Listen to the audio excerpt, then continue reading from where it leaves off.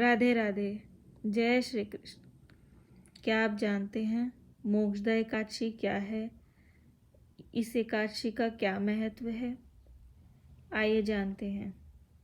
इस साल 22 और 23 दिसंबर दोनों दिन एकादशी का व्रत रखा जा रहा है।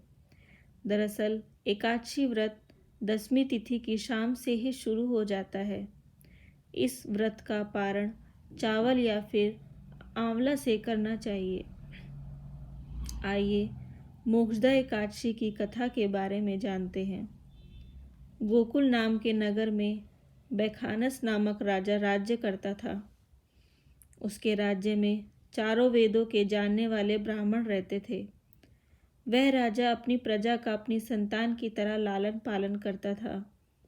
एक बार रात को राजा ने एक स्वप्न देखा कि उसके पिता नरक में चले गए। यह सोचकर उसे बहुत अचंभा हुआ।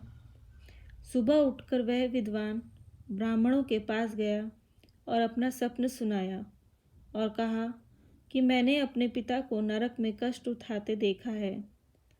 मैं बहुत बेचैन हूँ।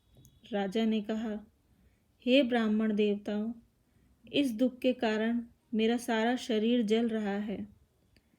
आप कृपा कर कोई उपाय बताइए जिससे मेरे पिता को मुक्ति मिल जाए।